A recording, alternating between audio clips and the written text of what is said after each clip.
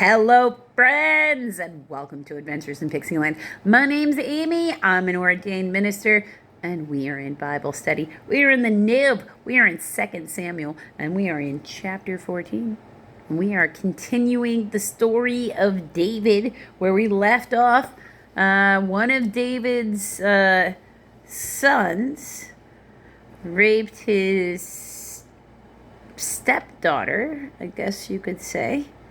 And then who was raised as his sister, so weird and creepy. And then the one who was half brother at least, to the girl, the woman who got raped, Tamara, murdered the other one. And now this has become big public things because he murdered him in a big public way. Like he called all of his brothers there, and killed him in front of the family. So the people fled. That's where we left off in chapter 13. Okay, so chapter 14. Absalom returned to Jerusalem because that's what David wanted. Joab, son of Zeruiah, Zeruiah,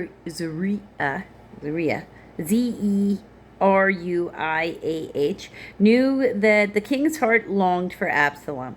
So Joab sent someone to Tekoa, Tekoa, and had a wise woman brought from there. He said to her, "Pretend you are in mourning. Dress in mourning clothes, and do not use any cosmetic lotions. Act like a woman who has spent many days grieving for the dead. Then go to the king and speak these words to him." And Joab put the words in her mouth.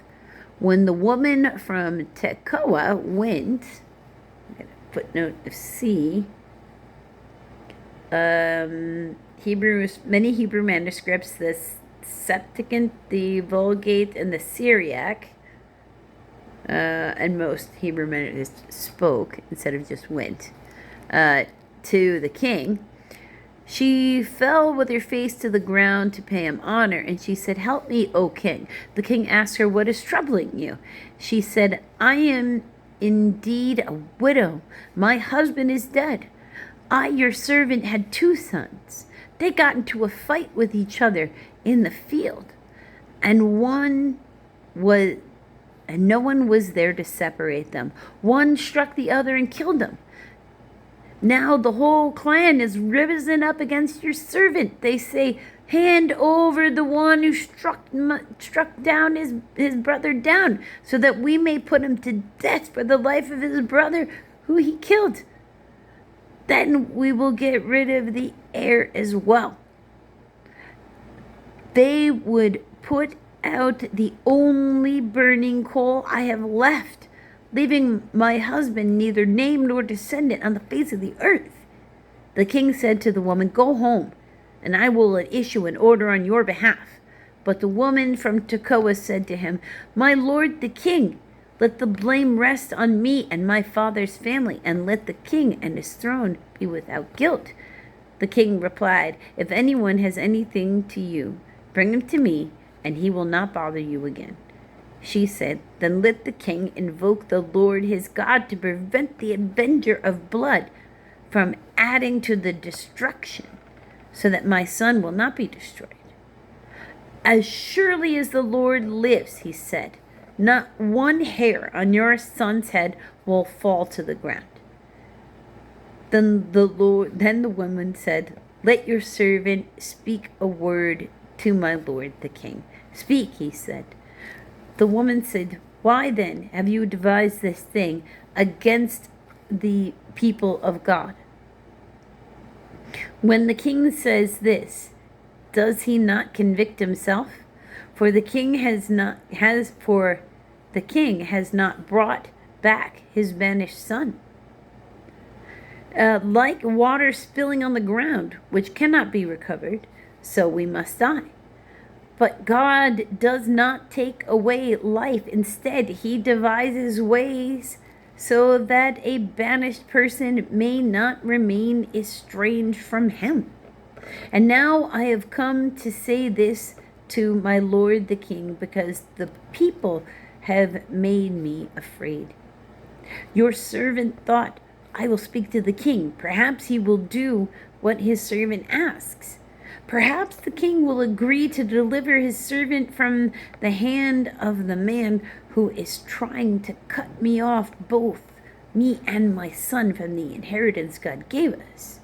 Now your servant says, may the word of my lord the king bring me rest, for my lord the king is like the angel of God to the discerning good and evil. May the Lord your God be with you. Then the king said to the woman, do not keep from me the answer to what I am going to ask you. Let my lord the king speak, the woman said. The king asked, isn't the hand of Joab with you in all this? The woman answered, as surely as you live, my lord the king, no one can turn right or turn left from anything my lord the king says.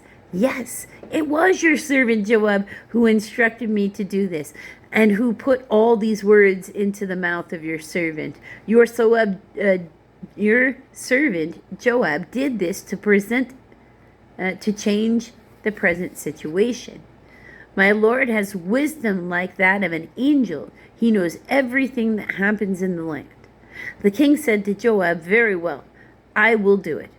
Go, bring back the young man Absalom. Joab fell with his face to the ground to pay him honor, and he blessed the king. Joab said, today your servant knows that he has found favor in your eyes, my lord the king, because the king has granted his servant's request. Then Joab went to Geshur and brought Absalom back to Jerusalem. But the king said, he must go to his own house.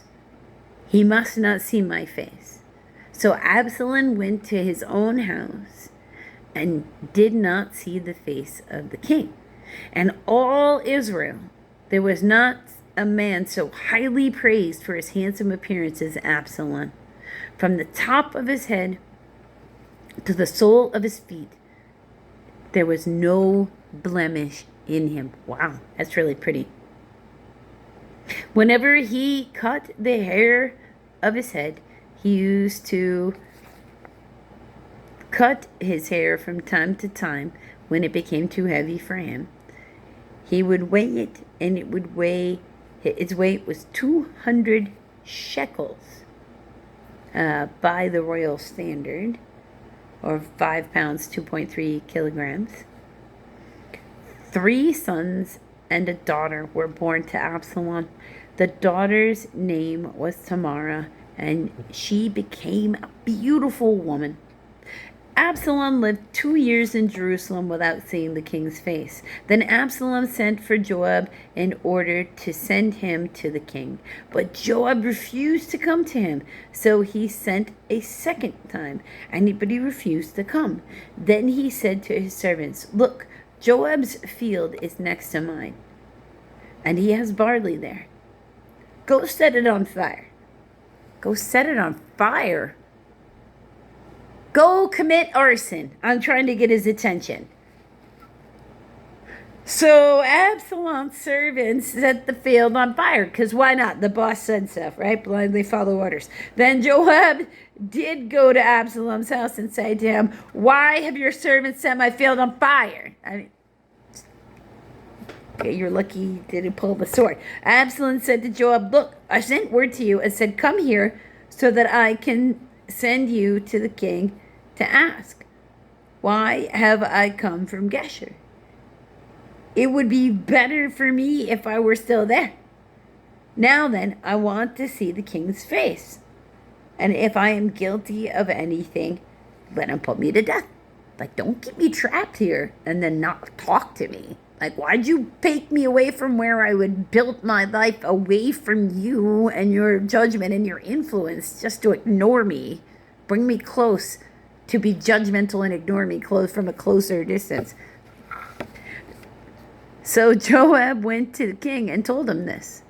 Then the king summons Absalom And he came in and bowed with his face to the ground before the king, and the king kissed Absalom. So he was finally ready to see his son again. So yay, at least for a little while.